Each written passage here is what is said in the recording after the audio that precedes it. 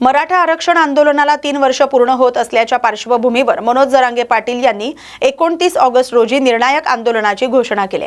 या घोषणेनंतर राष्ट्रीय ओबीसी महासंघाने सरसकट जात प्रमाणपत्र देण्यास पुन्हा एकदा ठाम विरोध दर्शवलाय।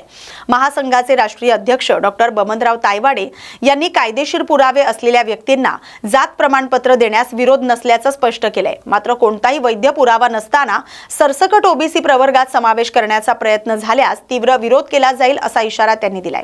सध्या ओबीसी महासंघ वेस्ट अँड वॉचच्या भूमिकेत आहे।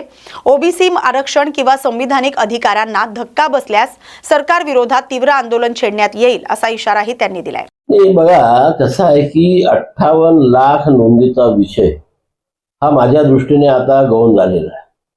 कारण याच्यावरती मी याच्यापूर्वी एवढ्यांदा माझं वक्तव्य जाहीर केलेलं आहे की या 58 लाख नोंदी ज्या सापडल्या त्या 58 लाख नोंदी केव्हाच्या आहे?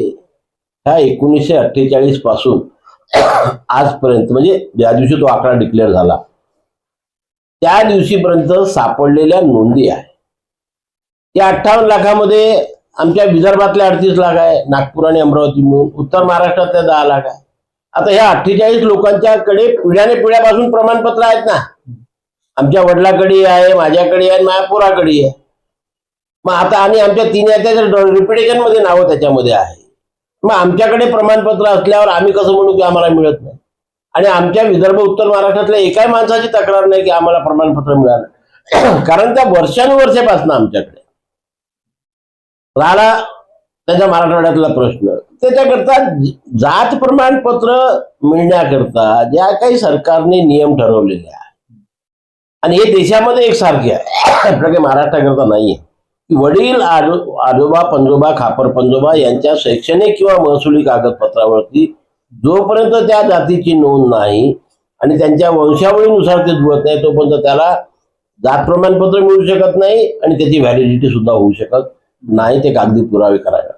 आणि त्याच्यामुळे जर एखाद्या व्यक्तीकडे अशा प्रकारचे कागदपत्र असतील आणि त्याला प्रमाणपत्र देत नसेल तर त्या अधिकाऱ्याच्या विरोधात लढण्याची आमची तयारी आहे, आम्ही त्यांच्यासोबत। पण कुठल्याही प्रकारचा पुरावा नसताना जात प्रमाणपत्र देणं आणि मग त्याची व्हॅलिडिटी न होणं हे याच्या विरुद्ध हे गंभीर स्वरूपाचं हे होणार आहे। आणि त्याच्यामुळे मी त्याच्यावरती आता त्या 58 लाख नोंदीवरती काही जास्त बोलणार का, ऑलरेडी सर्वांना प्रमाणपत्र मिळालेले आहे हे मी जबाबदारीपूर्वक सांगतो। सर, पण आता जरांगे पाटलांना आंदोलन पुकारल्यानंतर सरकार जर त्यांच्या दबावात आलं आणि सरसकट प्रमाणपत्र दिलं तर तुमची काय भूमिका असेल? तुम्ही देखील आंदोलनाच्या तयारीत आहात? बिलकुल आहे। बघा, सरसकटला माझा पहिल्या दिवशीपासून मी आठवा आणि मी सरकारकडनं जे लिहून घेतलं त्याच्यामध्ये ते सुद्धा होतं की सरसकट प्रमाणपत्र देण्याला आमचा कालही विरोध होता, आजही आणि उद्याही राहणार। की सरसकटचा अर्थ वेगळा होतो। आम्ही सांगतो ना की ज्यांच्याकडे वडील आजोबा पंजोबा खापर पंजोबा यांच्या महसुली किंवा शैक्षणिक कागदपत्रावर कुणबी मराठा कुणबी मराठ्याची नोंद त्यांना प्रमाणपत्र दिलं त्याला आम्ही कधीच विरोध केला नाही, कारण तो कायदा आहे। पण अशा प्रकारच्या नोंदी नसताना जो मागल त्याला सरसकट म्हणतो आपण, अशा प्रकारे देण्याचा जर सरकार निर्णय घेत असेल तर त्याला राष्ट्रीय ओबीसी महासंघाचा कट्टर विरोध राहणार आहे। तो विरोध कालही होता, आजही आणि उद्याही राहणार आहे। चुकीच्या पद्धतीने कोणत्याही नवीन व्यक्तीला आम्ही ओबीसी प्रवर्गात येऊ देणार नाही। सर, याला काउंटर आंदोलन तुम्ही करणार का? ते गरज नाही ना। या विषयावरती आता 3 वर्षापासून हे सतत सुरू आहे। प्रत्येक वेळेस सरकारने सांगितलेलं, आधी सरकार सांगते की आम्ही चुकीच्या माणसाला प्रमाणपत्र देणार नाही।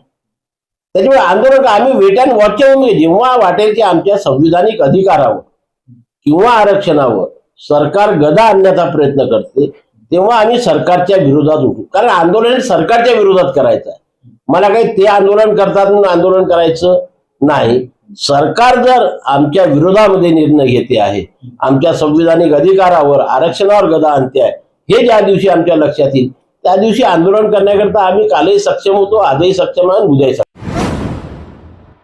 मानवी आरोग्य आणि पर्यावरणासाठी घातक ठरणाऱ्या बंदी घातलेल्या मांगूर माशाच्या अवैध वाहतुकीवर इंदापूर पोलिसांनी मोठी कारवाई केली आहे. तालुक्यातील शहा गावात आयशर टेम्पो पकडून पोलिसांनी तब्बल 6 टन मांगूर मासे आणि वाहनासह एकूण 19,20,000 रुपयांचा मुद्देमाल जप्त केलाय. उजनी धरणाच्या पाणलोट क्षेत्रात आणि भीमा नदी काठावर काही ठिकाणी बेकायदेशीरपणे मांगूर माशाचं संवर्धन सुरू असल्याची माहिती समोर आली. पावसाळ्यात या तळ्यांमधील पाणी नदीत मिसळल्यानं मांगूर माशांचा प्रसार वाढतो, त्यामुळे स्थानिक जलचरांवर परिणाम होतोय अशी चिंता व्यक्त केली जाते. या प्रकरणी पोलिसांनी दोघांविरोधात गुन्हा दाखल केलाय. मात्र तस्करीच्या मुख्य सूत्रधारांवर आणि वाहन मालकावरही कारवाई करण्याची मागणी नागरिक करतायत. 25 जुलै रोजी माननीय कदम साहेब उपविभागीय पोलीस अधिकारी बारामती यांना मिळालेल्या माहितीनुसार इंदापूरमध्ये मागूर मासा जो प्रतिबंधित आहे त्याची वाहतूक होत आहे. सदरच्या माहितीवरून इंदापूर पोलीस स्टेशनचं पथक तसेच माननीय उपविभागीय पोलीस अधिकारी बारामती यांचं पथक यांनी संयुक्तरित्या मागूर मासा याची वाहतूक करणारा एक टेम्पो याला ताब्यात घेतलं आणि यामध्ये राजेंद्र रूपचंद्र राठोड म्हणून जे मत्स्य विभागाचे अधिकारी आहेत त्यांनी सविस्तर फिर्याद दिलेली आहे.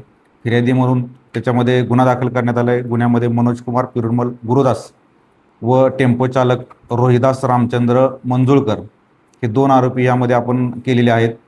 याचा अधिक तपास सविस्तर तपास चालू आहे. याच्यामध्ये गाडी मालक कोण आहे किंवा इतर कुठल्या गोष्टी आहेत त्या निष्पन्न करून त्याच्यामध्ये आणखी कुणाचा सहभाग आहे का त्याबद्दल सविस्तर तपास करत आहोत. यापूर्वीही मत्स्य विभागानं संयुक्तरित्या कारवाई केली होती. मत्स्य विभागानं ज्या वेळेस आम्हाला पोलीस मदत मागितली होती त्यावेळेस आम्ही त्यांना मदत दिली होती. त्यांच्या दिलेल्या मदतीवरून संयुक्तरित्या मी आल्यापासून 1-2 गुन्हे दाखल आहेत यापूर्वीचे आणि सातत्यानं आम्ही अशा नांदेडमध्ये एका कारचा विचित्र अपघात झालाय. 2 दिवसांपासून सुरू असलेल्या पावसामुळे अचानक जमीन खचली आणि त्यात एक कार अक्षरशः गाडली गेली. शहरातील नेताजी सुभाषचंद्र बोस महाविद्यालयाच्या प्रवेशद्वारासमोर ही घटना घडली. सुदैवाने या घटनेत कोणतीही जीवितहानी झालेली नाही. गाडी चालवत असलेले प्राध्यापक चंद्रशेखर येंगडे यांनी गाडी खचत असल्याचं लक्षात येताच प्रसंगावधान राखत चालत्या गाडीतून बाहेर उडी मारली. त्यामुळे मोठी दुर्घटना टळली. घटनेची माहिती मिळताच महानगरपालिका आणि अग्निशमन दलाचं पथक घटनास्थळी दाखल झालं. त्यानंतर कार सुरक्षितपणे बाहेर काढण्यात आली. अचानक झालेल्या या भूस्खलनासदृश परिस्थितीमुळे शहरात विविध चर्चांना उधाण आले. नाशिकमध्ये खड्ड्यात पडून एका तरुणाचा झालेल्या मृत्यूच्या प्रकरणाची सखोल चौकशी करून दोषींवर कठोर कारवाई केली जाईल अशी स्पष्ट भूमिका राज्याचे मंत्री गिरीश महाजन यांनी मांडली. या प्रकरणात कोणाचीही गय केली जाणार नाही असा इशारा त्यांनी दिलाय. मुंबईत प्रसारमाध्यमांशी बोलताना गिरीश महाजन म्हणाले की ही घटना अत्यंत दुर्दैवी आहे.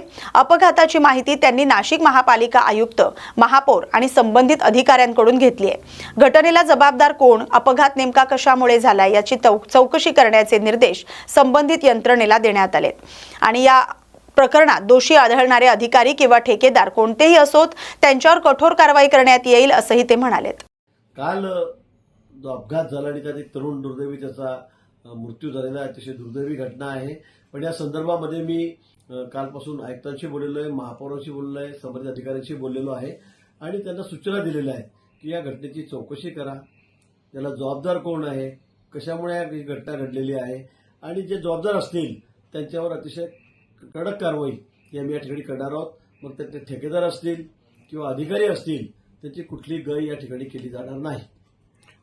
तुम्ही या संदर्भामध्ये महापौर, आयुक्त यांच्यासोबत बैठक घेणार आहात का नाशिकमधल्या रस्त्यामधल्या खड्ड्यांसंदर्भात? आणि परवा या संदर्भामध्ये बैठक ठरलेली आहे. कुंभमेळ्याचे विषय आहेत, दुसऱ्या कामाचे विषय आहे.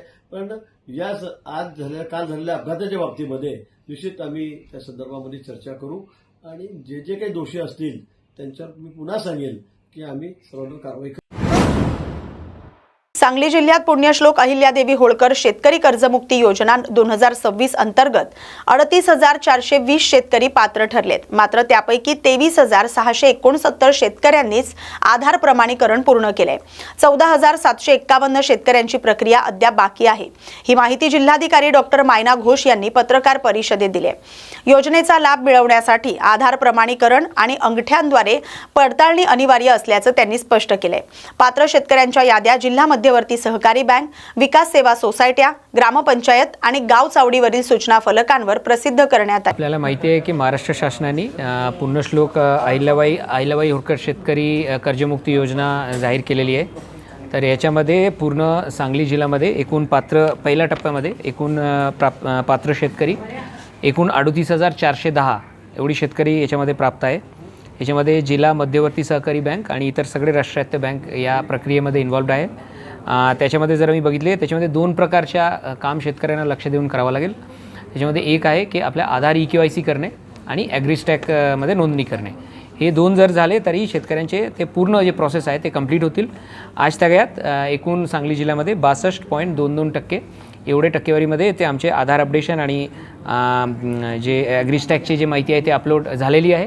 तर माझ्या सर्व सांगलीचे सगळे शेतकरी बांधवांची विनंती राहील की आपण लवकरात लवकर जर आपली EKYC नाही झालं तर आपण जवळचे जे आपले सरकार सेवा केंद्र आहे त्याच्यामध्ये जाऊन आपण EKYC करून घ्यावी आणि आपण ॲग्रीस्टॅकमध्ये नोंदणी करून घ्यावी, जेणेकरून शासनाच्या हा महत्त्वाकांक्षी योजनाचा लाभ आपल्याला लवकरात लवकर ते मिळू शकेल. धन्यवाद.